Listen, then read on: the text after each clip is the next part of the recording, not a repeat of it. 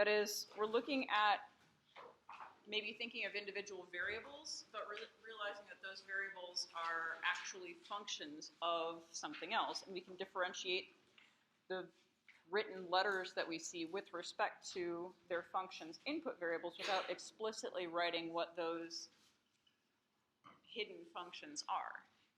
So I posed a couple of questions that I put in Canvas as a part of a list of what we're doing, so that maybe if you had a chance, you could think about these in advance. But what we've got are, imagine, so we've got some things that involve some angles and shapes, triangles, sorts of geometric, trigonometric ideas. So you can put these together. So we've got, in this case, a street light at the top of a 16-foot tall pole, and there's a woman that's 6 feet tall walking away from the pole at a speed of 4 feet per second along a straight path. We want to know how fast the tip of her shadow is moving along the ground when she's 35 feet from the base of the pole. So that's a lot of numbers and a lot of expressions, and some of these things we see are changing. Some of the pieces that are described are not changing. They have a constant value. Some of them are rates of change already. And so it's important when you see a lot of information packed together that you decipher how it's related to one another, whether that's, in this case, maybe geometrically draw a diagram, or maybe related to some other sort of formula that you know that isn't a geometric formula. In this case, we've got some sort of heights and distances and speeds here. And so if you're maybe trying to figure out how to put the pieces together, like, well, we've got a street light and someone walking away from it. All right, so just normal sort of assumption, street lights go up and down. And when it says it's 16 feet tall, we'll say that that's 16 feet, lights at the top. And a woman 6 feet tall and walking away from the pole. So at some point in time, she's walking along the ground at various distances away, but she's the same height all the time, just like the street light's the same height all the time. So that part isn't changing. Let's say, just as an example, let's say when she's here, she's 6 feet tall. And talking about she's moving away from the pole, so moving away, that's something that I'm not going to draw on a static diagram, but I could think of maybe a couple of different diagrams. But let's talk about the tip of her shadow. So if there's a street light up here, and we're trying to figure out where this woman's shadow is, I hope that maybe this, if you weren't necessarily able to picture like how shadows work precisely, maybe you've seen pictures like this before from earlier math classes, but the light's going to hit the top of her head, project the image of the top of her head in a straight line relative to wherever this is. So if it takes that angle to reach from directly the light to the top of her head, it'll continue on a straight line path. Let's continue a straight line until it reaches the ground, and this is where the end of her shadow would be. So if she was closer, her shadow would be shorter because the tip of the shadow would be very close to her feet, versus when she's farther away, her shadow's longer, meaning that, regardless, she's walking away, but the tip of her shadow is moving away, and in fact, the tip of her shadow, if you think about it, must be moving faster than she is because it's getting farther and farther ahead of her, at least for now, until she encounters another streetlight.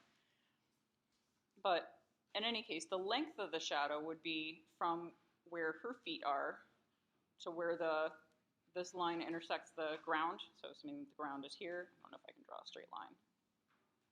So here's the ground. But we've got, this has to be one continuous straight line, despite my drawing, so I'll just make her head bumpier. There we go. So we've got one continuous straight line there. So we've got a triangle that fits in a triangle. We've got some similar triangles, and they're also right triangles. So there's probably lots of different ways you could set up things using, assuming that she's standing straight up and the street light is going straight up, or the street is relatively flat, I guess. We've got a situation that looks kind of like this. These two numbers, the only things I labeled are things that are not changing, and they are lengths here, heights in reality. But there's some other numbers in here. So we've got her height isn't changing, she's just moving away from the pole. The pole's height isn't changing, she's moving away from it. How fast is the tip of her shadow moving along the ground? Well, this is how fast she's moving, at 4 feet per second. So based on kind of thinking about this, since the shadow's getting farther and farther ahead of her, it must be moving faster than 4 feet per second along the ground. We'll figure out what that is. But in any case, there's some rates and there's some measurements in here that are changing. Specifically, the distances between the person and the pole are changing. The distance between the end of the shadow and the person, or the end of the shadow and the pole, are changing. And those are changing at 2 different rates, by the way. So in terms of labeling this, she's walking away from the pole with a speed of 4 feet per second. So I'm going to assign a letter to represent her distance from the pole. So that'll be a variable, because it's changing at, luckily, a constant rate. But I don't have to come up with a formula for what it is at any point in time. But let's say that this distance here is, I call this x, the distance between the person and the pole. And in terms of units, since the units here were measured in feet, let's just stick with feet. Oops, in feet. So x is some number of feet. When it says that the person's walking away from the pole with a speed of 4 feet per second, x's value is changing. Is it increasing or decreasing? Increasing. And it's increasing with respect to time. So let me just use t as a variable to represent time. This 4 that we're given is a rate of change of x. I don't have to write a formula for x, but x is something that's varying with respect to time. And the rate of change of it with respect to time is 4. And it's going to be in feet per second. If we let t be something about time in seconds, then dx dt would be the rate of change of her distance from the pole, the rate at which she's walking away from the pole, in feet per second. All right, so we've got the 16 feet. Okay, use that. 6 feet, use that. Walking away from the pole with a speed of 4 feet per second. So increasing at 4 feet per second, that's this dx dt, which isn't a length in here, but I know it tells me how much this x is changing. And it asks, how fast is the tip of her shadow moving along the ground when she's 35 feet from the base of the pole? So 35 feet from the base of the pole is a specific value of x. So it's looking at some point in time, x is going to be 35, and we want to know dx dt, or something else dt then. We want to know how fast the tip of her shadow is moving along the ground. So we're measuring her moving along the ground was relative to this pole, which is staying still. If I want to measure how fast the shadow is moving along the ground, I don't want to measure this distance, because that distance isn't staying still. Like both ends of it are moving. So I don't want to know how much that segment's getting longer, but the whole distance between something stationary, the pole, and the tip of her shadow, let me call that s, s for shadow. If I find ds dt, that would be how fast her shadow is moving away from the pole, how fast her shadow is moving away from something stationary. So let's say that s is the shadow's length, just to define these variables in feet. So the shadow's length is the distance from the end of it to the pole. And then, well, I'll say distance from the end of the pole. So obviously it doesn't go back to the pole if she's not next to the pole. This distance here. ds dt is how fast the tip of the shadow is moving along the ground. We have to measure it relative to something stationary. That's why I want to measure this back to the pole, which isn't moving, as opposed to how far ahead of her it's getting, because she's moving also. So this is how fast the shadow's head is moving. Head travel rate, I don't know, in feet per second. How fast it's moving down the sidewalk. I'm trying to put that in few words as possible. But in terms of translating what all is going on here, move this out of the way. We've got these two fixed values. X is changing, and in fact we know it's changing by increasing at 4 feet per second. S would be increasing, don't know how fast it's increasing, and it's not increasing, it might not be increasing at the same speed all the time. So what I want to know is how fast it's increasing at a point in time when she's 35 feet away from the pole. Now that 35 feet away may or may not be important. Just kind of like when we were talking about how fast the volume of a cube was increasing when its edge length was increasing at a certain speed. in those questions, we needed to know what the current edge length or volume was in order to answer the question. We have some information here that's 35, which may or may not be important, but in order to be able to solve this, this is what we're trying to find. A value of ds dt, how fast her shadow is traveling, or how fast the head of her shadow is moving away from the pole, how fast it's getting longer at a specific point in time. But we don't have to write a formula of time. All we have to do is somehow relate x and s here. So s is the length of a side of a right triangle. X is not, but this distance in here, within just from the foot of her shadow to the head of her shadow, that forms a right triangle. Let me just change colors here for a second. This distance here, that would be s minus x. And in terms of similar triangles, that side length s in the larger full diagram triangle would be corresponding to s minus x that I just wrote in the smaller shadow triangle, only the shadow, not the space behind her triangle. So if I want to relate s and x, I can use just the proportion from similar triangles to do that, meaning like 16 is related to 6 in the same way that, I'm just going to put the variables in two separate fractions here. 16 is related to 6 the same way that big triangle S is related to small triangle S minus X. So this is an equation that relates S and X, and if you wanted to leave it in this form, we could find a derivative of S with respect to T from this using more messy implicit differentiation. But this one's pretty easy to rearrange. It's a nice linear equation when rearranged. Just cross multiply 16 times the quantity S minus X, otherwise known as 16S minus 16X, equals 6S. So you can see here S and X are just going to end up to be, one's going to be a constant multiple of the other. Well, each is a constant multiple of the other, it's just which multiple. I want to find ds dt, so I might as well solve this to get S by itself. S equals some multiple of X. Move the S over here. 10S equals 16X. And you can see that S is 1.6X. So that is a pretty, I mean, I could find the derivative from any of these forms of S with respect to T, but if I do it from this form, might as well. Just like I was talking about on Tuesday with the linear equations, you can find implicit derivatives for dy with respect to dx when they're all jumbled together, or maybe in standard form, ax plus by equals c. But they're easy enough to rearrange. You don't need to do anything that tricky. This is the relationship between S and X. What I want to know is ds dt, a value of that, when I know a value of dx dt and I know a value of x. And in this case, if I take a derivative of the left hand side with respect to t, it's just ds dt. Do the same on the right. The derivative with respect to t of 1.6x, this is going to be 1.6 times dx dt.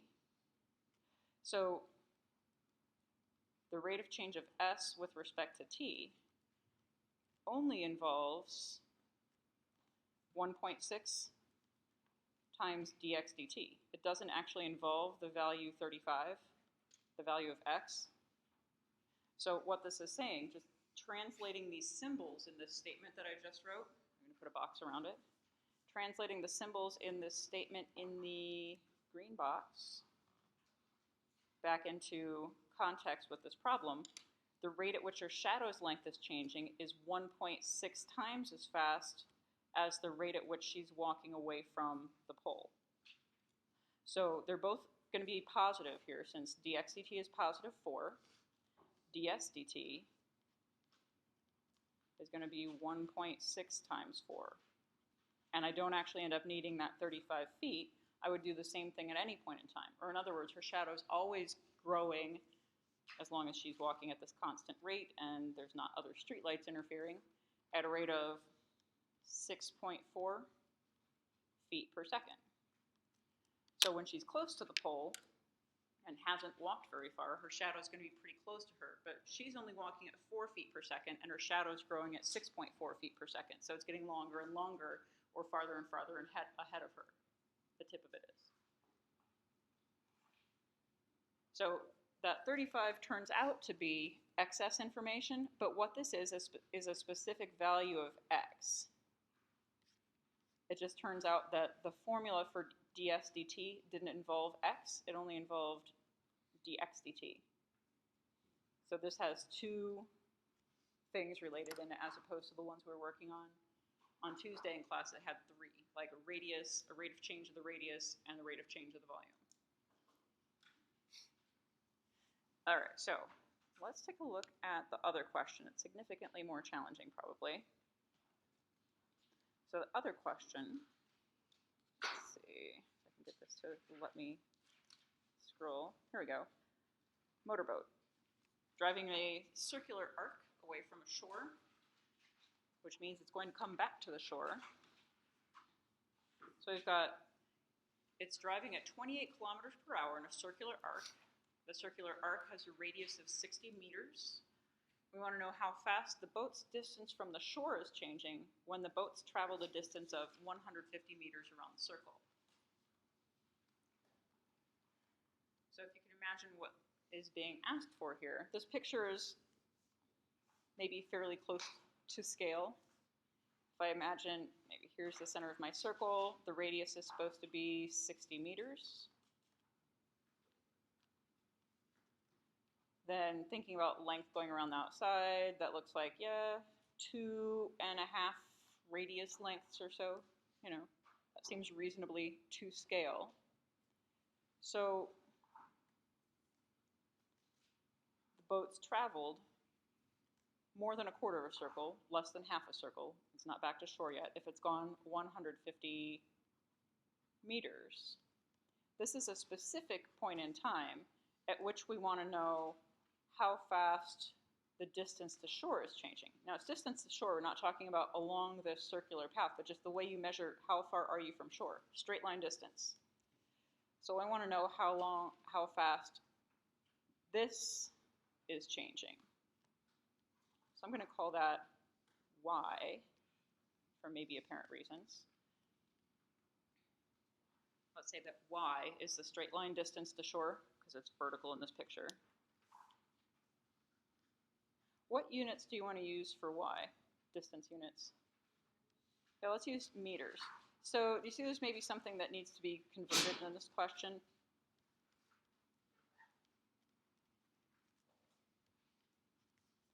I've got a speed that's given in kilometers per hour.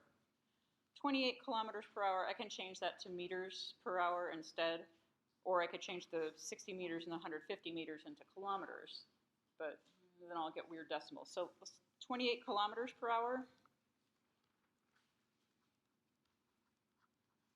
is the same as, since there's 1,000 meters in a kilometer, 28,000 regular meters in an hour. So the 1,000 took the place of the K. So that's the rate, not the vertical rate, not the horizontal rate. That's the rate that we're traveling along the blue arc there. Is at 28,000 meters per hour. Now, we're obviously not going to travel anywhere close to an hour. It's a very short trip. So we don't have to worry about, that's a lot of meters.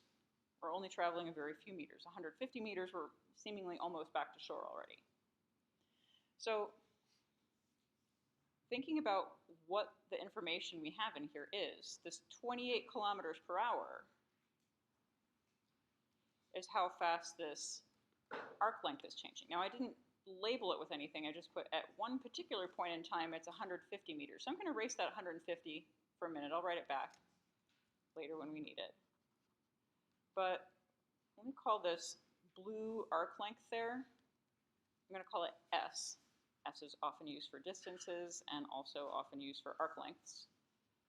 So if this S is my arc length, the distance the boat actually traveled, also measured in meters.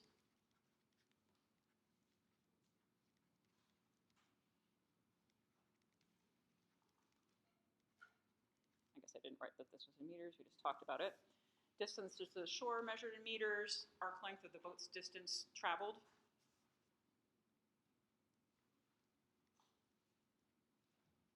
In meters. Then the fact that I have this speed over here, that's the speed at which the boat's going around in the circle, or this is ds dt, the rate of change of that distance that the boat's traveled, the speed of the boat along the path that it's traveling. So ds dt is 28,000 meters per hour, and that's a constant. It says boat's traveling at 28 kilometers per hour, one speed.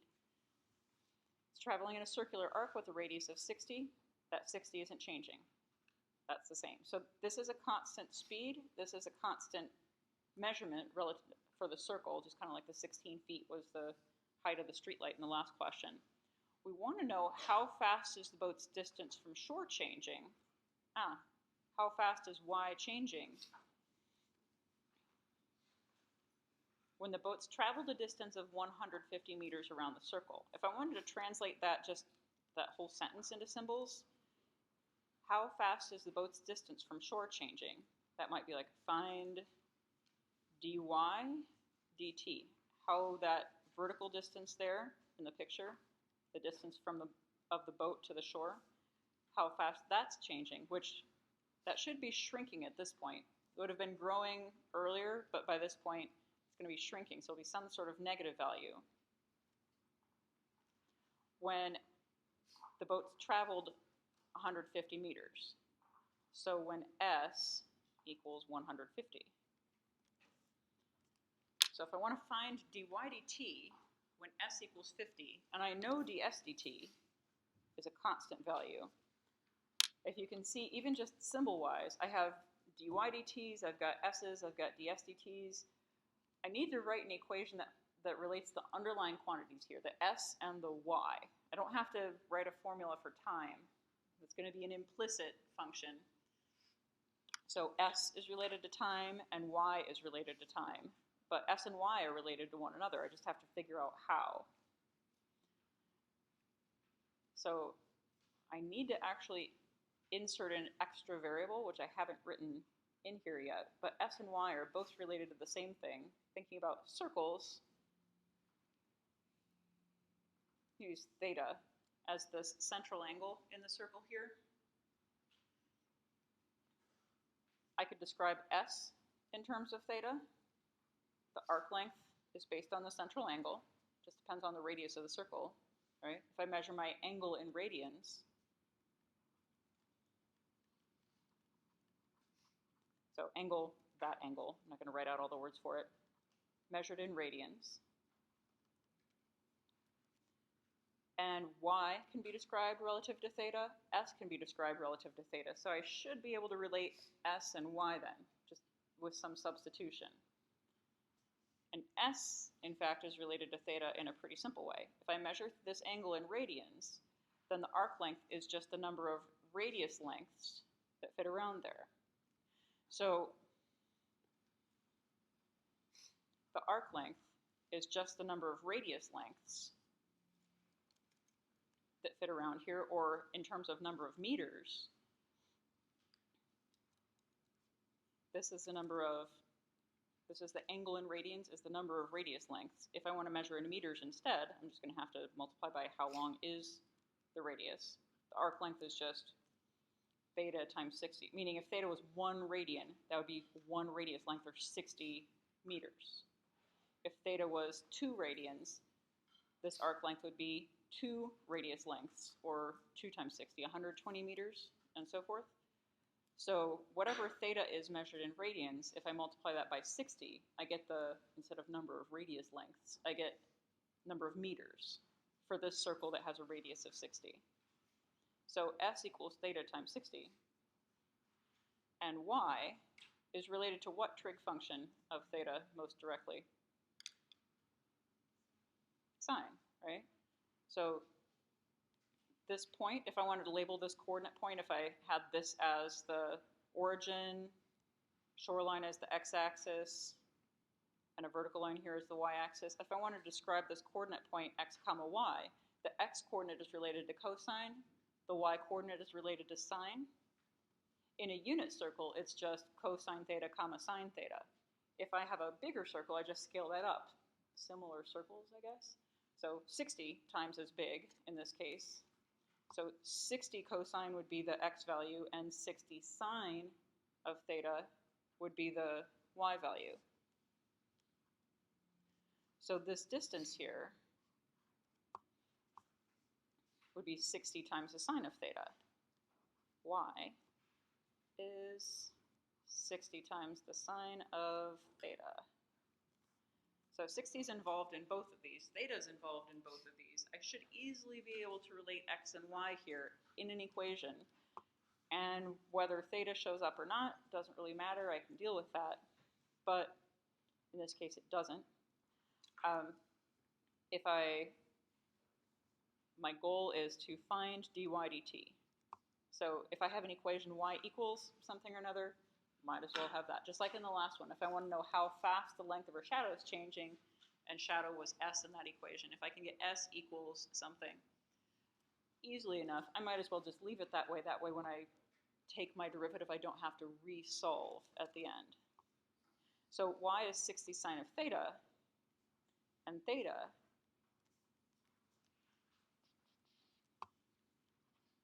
if I rearrange this, is just s over 60. So in this other equation, if I put s over 60 in that spot instead of the symbol theta, I have y equals 60 times the sine of s over 60, meaning I have y and s related. And so if I want to find how y changes over time, and I know how fast s changes over time, I should be able to use that information along with any other values I might need based on this relationship here. So here's the underlying quantity relationship between y and s, but I want to find dy dt when s is 150 and ds dt is a constant. ds dt is 28,000. 28,000 all the time. So if I look at this, dy dt, differentiating both sides with respect to t, so thinking y is a function of t and s is a function of t. In fact, if you wanted to write out the function s as a function of t explicitly, you could, but that actually makes the problem harder. But dy dt, taking the derivative of y with respect to t, and taking the derivative of the right hand with respect to this implicitly defined relationship where t is the independent variable, s is the dependent variable of this function. I've got a constant and I've got a sine function with some stuff inside. So the derivative of this side, constant, cosine function, same stuff inside, s over 60, and that is an s, not a 5, times the derivative of this inside part. This pen is misbehaving. The derivative of s over 60 with respect to t, well, some formula divided by 60, that's like a coefficient of 1/60th. And then the derivative of s with respect to t, ds dt. So here's a relationship that has dy dt, s, and ds dt all in it. So I use chain rule. The derivative of y with respect to t isn't 1. I don't know what y is relative to t, so we'll just call it dy dt.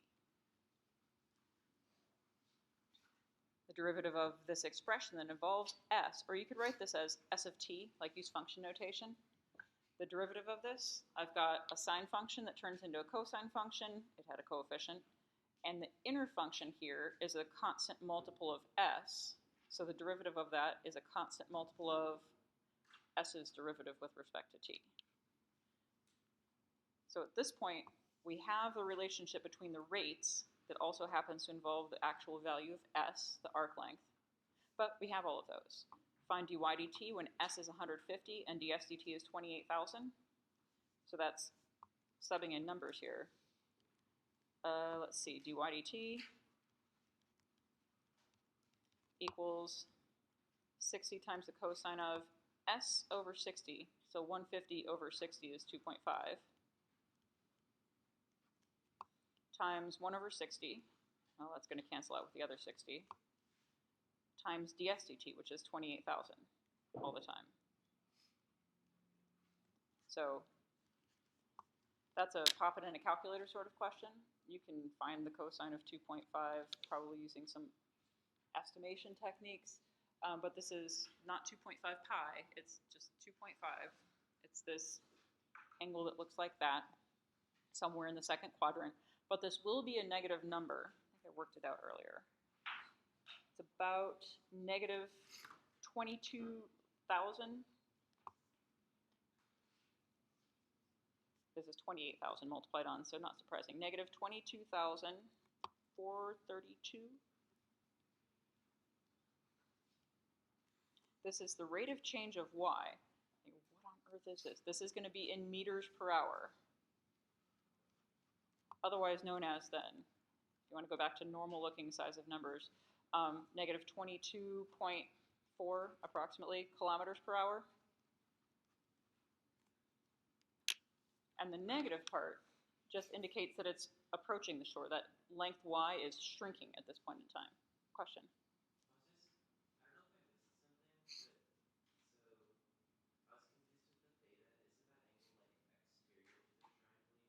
Correct. But so how we measure around a circle when you're dealing with trig stuff, whatever angle we're talking about, doesn't matter what quadrant it's in, the xy coordinate, if this is a unit circle, just to be simple about it, the coordinate of any point xy on the circle is cosine of theta, comma, sine of theta, where theta is measured this way. So this theta is here. It doesn't matter if I'm drawing this triangle here to talk about this length, but this coordinate point is 60 cosine theta, 60 sine theta. That's how we define trig values for when they don't fit in triangles, or even when they do, in terms of points around the edge of the unit circle. Or if you scale up the circle to something bigger than a unit circle, just scale up the points by that same factor. So the 60 ends up being appended onto the x and the y coordinates in this case. If it was a smaller circle, it could be something like less than 1 as a multiple on also. You can make smaller circles. It's just that number in the front represents the radius. So in terms of like this triangle here, things you might have talked about in a pre-calculus class involve like thinking about the size of this angle and using it as a reference angle and doing like opposite and adjacent relative to this angle inside, which is just going to be the difference between pi radians or 180 degrees and the size of the actual angle that we're looking at. But that's how you're ever going to end up with negative values for sines or cosines, because you can't get those in a triangle. So if you do get negative sine or cosine values, we're definitely talking about an angle that's not an acute angle, not something that would fit actually in a right triangle as one of the two acute angles. Other things about this question. Not an easy question. There are a few different things that make this confusing. Yes? Would a question like this be on the exam? Not exactly like that, but make sure you know how to incorporate trig relationships like sines, opposites, adjacents, hypotenuses, if you want to picture the triangle part, or circle relationships and radii. So in terms of your test, which is a week from today, not next Tuesday as was originally planned because I was gone last week. In terms of your tests, it's not going to be like you have to know every single like formula for everything under the sun. If you're doing some sort of geometric formula other than like a box, like or area of a rectangle, the formula will be listed as kind of like a hint.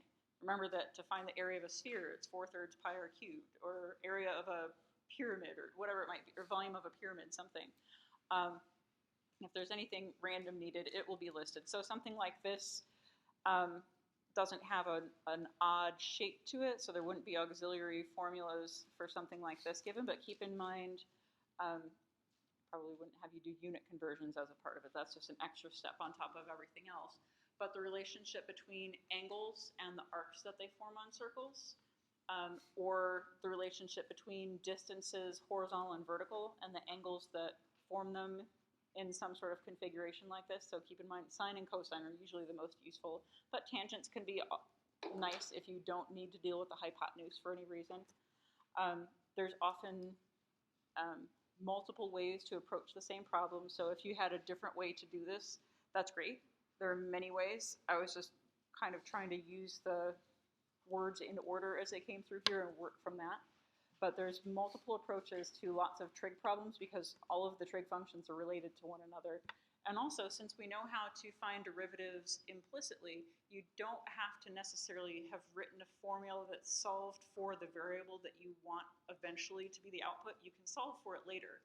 So if in the course of doing some sort of problem like this, it came up that we actually wanted to know at what rate the angle was changing or something, and because in this case it's a constant, but if it was some sort of other configuration, you want to know at what rate the angle is changing, well, you don't have to solve and write a formula theta equals and have it written out. You can have like a sine or cosine of theta equals, find that derivative implicitly and solve for theta or d theta dt later.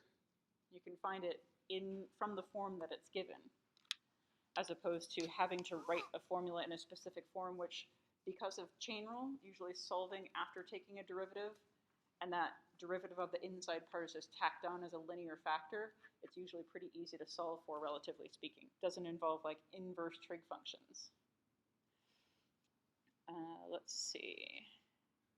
So in terms of other things, so I know you finished up your optimization homework. You've got, let's see.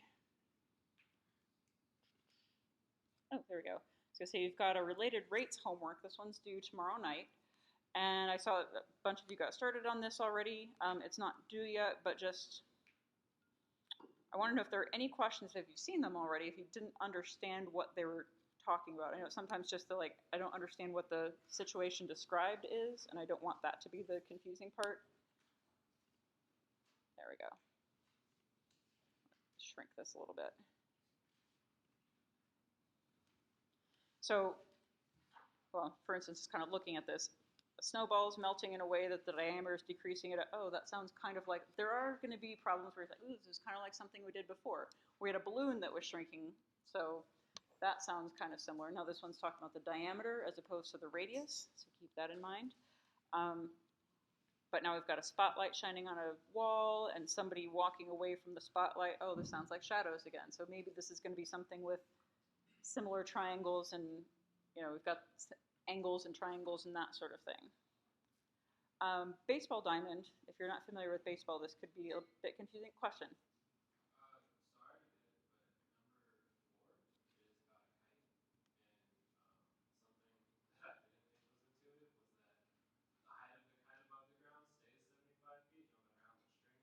Mm-hmm. Oh, yeah. So, yeah, it's kind of just, so in this way, whatever it is some sort of wind shear keeping the kites at a certain height, and it's blowing away from you, but its height's staying the same. So it's kind of like blowing horizontally as the string lets out, as opposed to like the kite gets higher in the air. So this one's a little strange in that regard, but if you can imagine, it's moving horizontally at 4 feet per second. So let's see if I can get this to draw on this. All right, so if you're standing here, and the kite is 75 feet above the ground, so I'm just going to measure straight up 75 feet. You can measure it at the other end also, but the kite's somewhere out here. The string connecting you to the kite is getting longer, but the kite's not getting higher, it's moving out this way. So maybe at one point in time, this is the straight line distance to the kite, but then later on, it's farther out. I'm just going to draw it down here. So it's farther away, but it's still 75 feet high.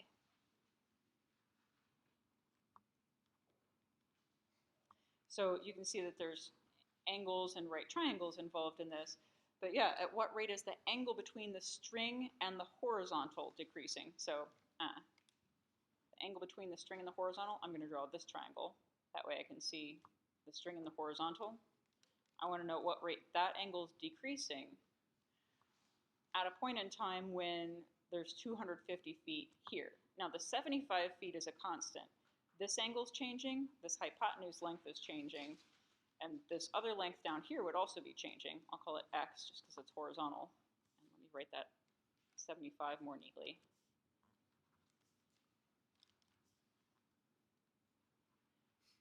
But the 75 is a constant. These things are changing. So I can relate the three of those, or I could relate any two of them to the 75 with trig functions, or I could relate the h and the x and the 75 and leave the angle out of it, but that's not going to be helpful because the question asks me at what rate is the angle of the string to the horizontal changing. So thinking about what's in here, I've got this 75. That would be a nice number to use since I actually know its value and it's a constant. The kite is moving horizontally at a speed of 4 feet per second. In this diagram, that's talking about the horizontal distance. So this h is the hypotenuse, but x is this horizontal distance that is increasing by 4 feet per second. So if I were going to identify parts, I'd say, oh, the way that I have this labeled, dx dt is positive 4. X is increasing at a rate of 4 feet per second. So it'd be useful to have these measured in feet. Since this one was, this would be x feet long. The hypotenuse, if we need it, would be x feet long. At what rate is the angle between the string and the horizontal decreasing when 250 feet of string has been left out? So that's talking about a particular value of h.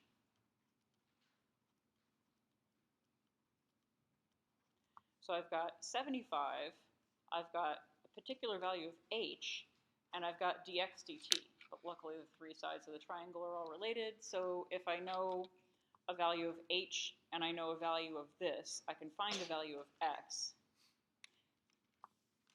So looking at this, I want to find, where did I write it? Let's see. At what rate is the angle decreasing? I don't know where to write this. At what rate is the angle decreasing? I want to find how theta changes over time. And I know how fast x is changing over time. So if I could write some equation that relates theta and x, that would be great. And if I could do theta and x without introducing more variables, that would be even better. So how about theta x and 75? In terms of those, how are theta x and 75 related? Which trig function would do that best? Tangent. I mean, you could use cotangent too, but why mess with upside down stuff? So tangent of theta is opposite over adjacent, 75 over x. Or if you want to rearrange this so that x, one of our variables, isn't in the denominator, I could say x tangent of theta equals 75, or whatever we want to do. But here's a relationship between x and theta. If I take a derivative of this with respect to time, t, I'll just call it t, meaning thinking of theta as changing over time and x as changing over time. Here's a value for dx dt. I can do it from this form or I can do it from a resolved form, but I'll have a value to substitute in for dx dt. I'm trying to find d theta dt. This may or may not be important, but if I need to substitute in a value of x rather than a value of, rather than just the rates, the dx dt and d theta dt, I can find that from this, because if h is 250 and this is 75, I can find x if I need to with Pythagorean theorem. So I don't need to write an equation that involves h in the first place. I don't need to tie that in here. I can just work from this. And like I said, you can work from this form, or you could make it look like x tangent of theta equals 75 deal with that. Or even write x equals 75 times cotangent of theta. Throw in those. There's a million different ways you could rearrange this, but regardless, we need to take a derivative with respect to t. If you have it in this form, you'd need product rule. If you have it in this form, you could write it as 75x to the negative 1 and just do a couple chain rules on that. Up to you, but I will let you consider the problem onward from there. Anything else on that one? All right, what about any other questions you've run across, thought about, or if I scroll by it and you say, what on earth is that? Got a stone dropped into a pond with ripples, radius increasing. Talk about area increasing. Yeah. All right, let's see, number 11, 9, 10, 11. So we've got a spotlight on the ground shining on a wall that's 16 meters away. And a woman's walking from the spotlight toward the building, and we want to know the length of her shadow on the building decreasing. So this is a spotlight on the ground instead of in the sky, so a little bit different, but if the light's down here, and it shines, in all directions, and there's a wall, let's say over here, a person standing between it, their shadow is going to be projected up onto the wall. So if this is a person, it's going to go, ooh, pretend I can draw straight lines. So the top of her shadow would be here. As she gets closer, being the same height, it would be a smaller and smaller angle down by the ground. So the top of the shadow would be lower and lower as she gets closer to the wall, until if she were to walk right up to the wall, her shadow and her would be the same height. So kind of similar to before, but the light was coming from below instead of above. So they aren't all exactly the same, but if you can imagine, it's got a lot of the same qualities to it. Just thinking about, oh, like how would I set up a triangle? There's going to be similar triangles here, and I want to know how fast the length of her shadow on the building is decreasing. So maybe call this length y, and we're looking for dy dt, how fast in time that length is changing. When she's 2 meters from the building, that's a particular length here, but we know that she's walking from the spotlight towards the building. So if I call this distance here w, how far she's walked. If I say that dw dt, the rate at which she's walking, the rate at which this distance is increasing, is 0.6 meters per second. Then maybe y should be measured in meters, dy dt should be in meters per second, and so forth.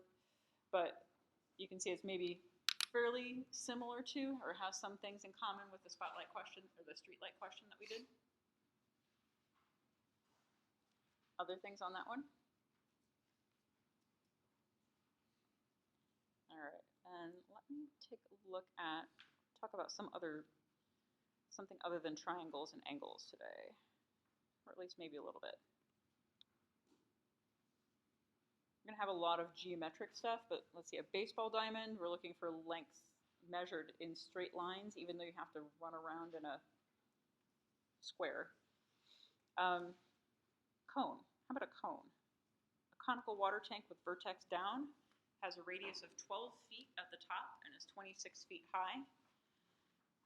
Water's flowing in at 10 cubic feet per minute. We want to know how fast the depth of the water is increasing at the point in time when it's 13 feet deep. That's got a lot of numbers to it. We haven't dealt with a cone yet, so I figured, let's look at a cone. Cone question, by the way, if you need to find a volume of a cone on a test, would be given. Not one of those ones that everybody, I hope you remember how to find volume of rectangular type boxes. Other things, I don't want you to mess up an exponent and have that throw off your whole calculus. So if I'm dealing with a cone, point down, and let's see if I drew it anywhere close to reasonable. Let's see, radius is 12 feet at the top. And let's see, it's 26 feet high. So that would be the distance from the center of the circle to that. I'll just say that this is 26. We'll label letters later. but this is just the size of the tank itself.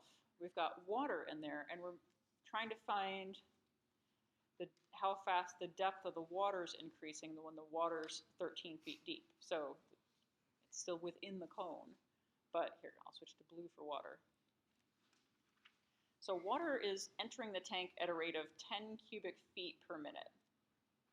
That's a rate of change. If water's flowing into the tank at this rate, a rate of change of what? Height, radius, volume. Yeah, this is a volume of water. It's not the cone's volume isn't changing. I could find the volume of this whole cone. It's pi r squared times the height divided by 3. But volume of a cone, pi r squared times the height divided by 3, because it goes to a point in 3-dimensional space. Or times a third, whatever you like best. But this is the rate at which the volume of the water is changing. So let's say I use, here, I'll just write volume here. Let's say that V stands for the volume of the water in the cone.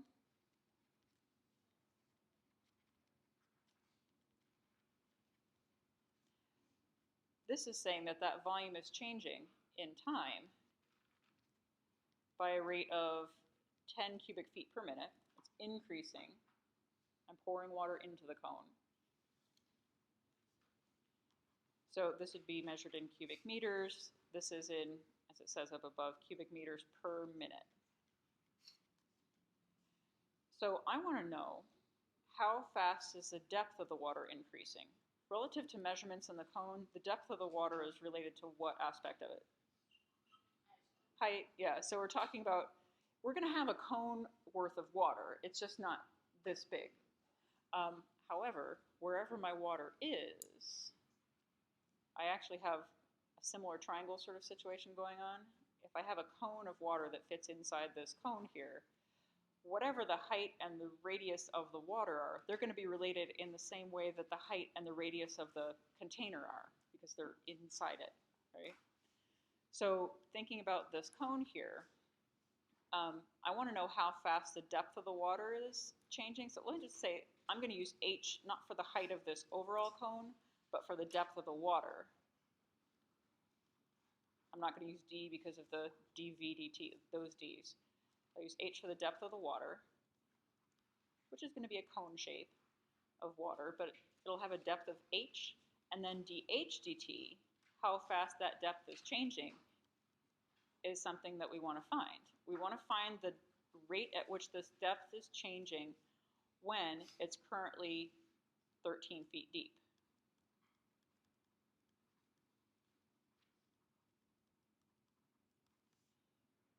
So if we have a general relationship for a volume of a cone, volume is pi r squared times the height over 3. This goes for the volume of the tank as well as the volume of the water in the tank. Pi r squared times the height over 3. Whether I'm talking about the whole tank or just some of it, the amount of water that we have, the radius and the height are related. It would be easier if this were 24. So I could just say, oh, the height is twice the radius. But whatever this multiple is, 26 to 12, the height is 26 over 12 times the radius. It's bigger. Take the radius, multiply by 26 over 12, and you'll get the height. Not just when we're at the top, but we're at any point. So if I'm talking about a radius of 12, if I take that radius, I get the height is 26. If I had a radius that's less than 12, this also works. It's just this ratio between the height and the radius, and this obviously reduces to, what, 13 over 6?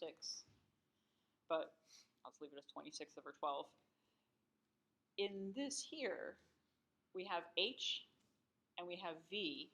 We have this extra variable R that we can get rid of by knowing that, oh, well, I don't want to use it this way. I want to get rid of my R's, replace them with H's, so I can talk about dH dt and dV dt and how those are related.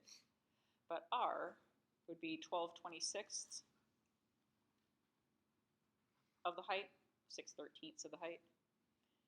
And so r squared would be 144 over whatever that is, 676 or something, h squared.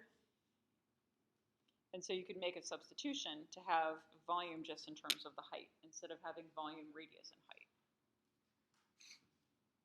And that way you can find the derivative with respect to time of both sides, substitute in the values you want, only have to deal with heights and whatever. But just keep in mind there are there's the 12 and the 26 that were part of the original problem. That's the height and the radius of the whole tank, radius and height of the whole tank respectively.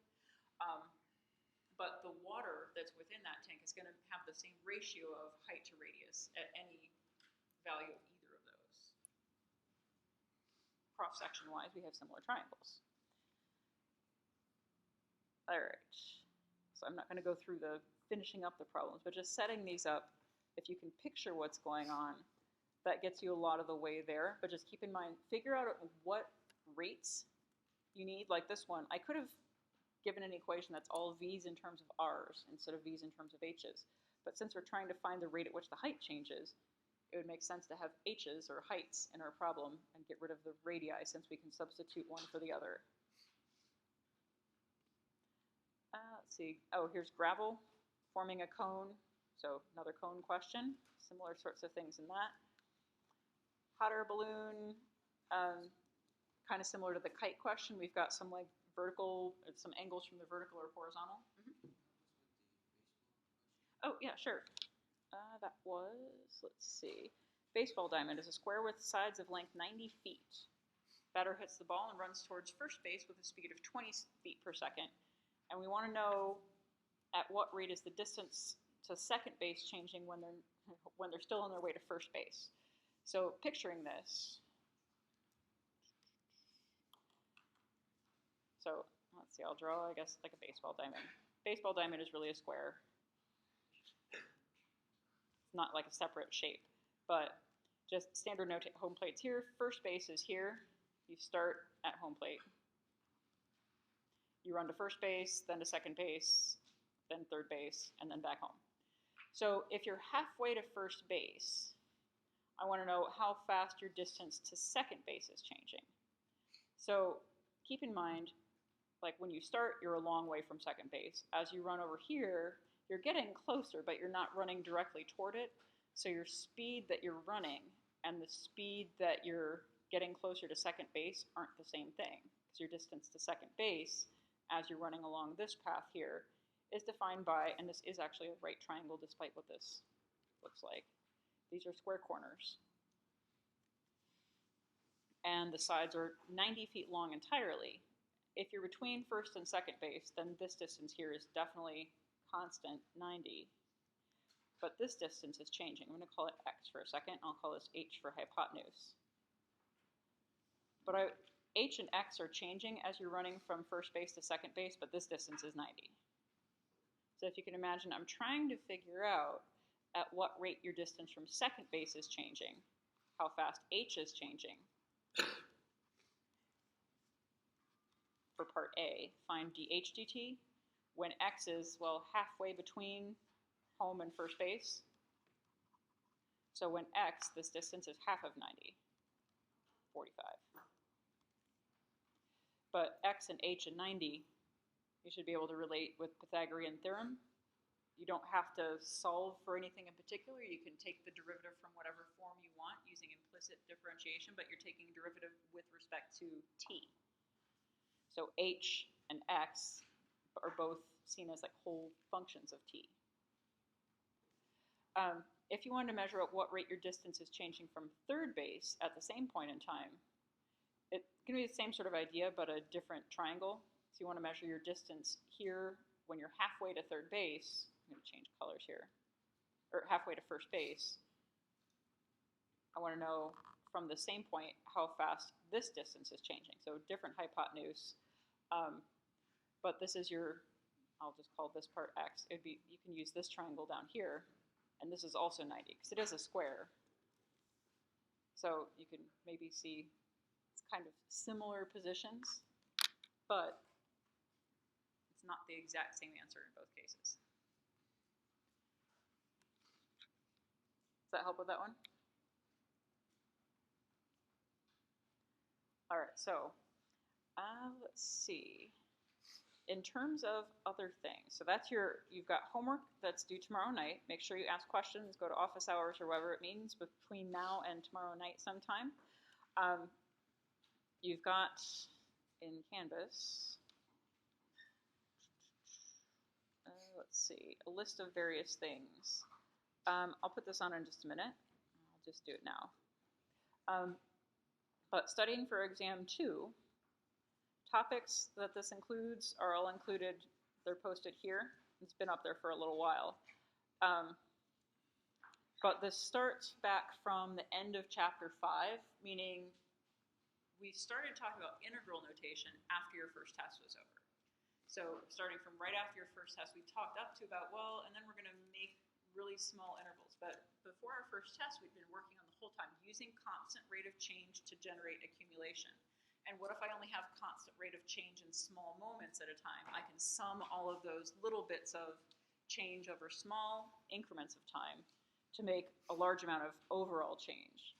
And how to make that not just an approximate net accumulation, but an exact net accumulation is using our integral notation. So what we're going to talk about next Tuesday in class is just kind of a review of our fundamental theorem of calculus and how all of this works together using our open form and closed form sort of descriptions of how do I generate change from this rate, how do I find the rate from this accumulation function, going back and forth between those. But make sure you understand what is represented by integrals, like what pieces indicate the rate, the interval that we're accumulating over, and how to talk about that. But then after that, we start chapter 6 was where we did all of our derivative rules. The test isn't going to specifically say what's the derivative of, well, that was on your mastery test. So there aren't any questions where it just asks you what's the derivative of a regular normal function. You may see something where you need to find a derivative implicitly, or use some trickery, use some applications of derivatives to optimize, to find a rate when a related rate is given. But you can see, let's see, understanding rate from accumulation, the process of doing this, looking at some of the stuff that we did just visually speaking, looking at graphs of a function and determining when its rate of change is highest or lowest, or looking at a graph of a rate function and determining what's going on with the accumulation, when it stops accumulating and starts deaccumulating, dissipating. Those sorts of things where you compare a graph and its rate of change and see what's going on. Let's see, open form of rate of change function, we talked about that a little bit. Implicit differentiation, related rates, that's what we've most recently been doing. And optimization, I don't know how to explain that and break it down into parts, but just know how to do the optimization questions, which basically involves understanding what's meant by your derivatives. The reason that our optimization process works is because if we can write a function to describe how two quantities are related, if I find a rate of change of one with respect to the other and I find that that rate reaches 0, well, then it is an interesting point. Either I'm stopping increasing and starting decreasing, or vice versa, or I could just be pausing for a moment, which is still interesting, but generally not what we're looking for. But you can find maximums and minimums by figuring out how rates are behaving. When rates reach 0, those are key points in our optimization process. So in any case, look over this list of topics here. I'm going to get together a list of some questions, like as a Canvas, not a quiz that counts for your grade, but just some questions to think about. Things that we did since, when was our first test? The end of September. So over the last like 6 weeks or so, things that we did other than just the strictly find the derivative of f of x. Those we did on your mastery test already a couple weeks back. So that's it for today. You have got homework over the weekend, or homework over tonight and tomorrow to finish up those optimization questions. There are some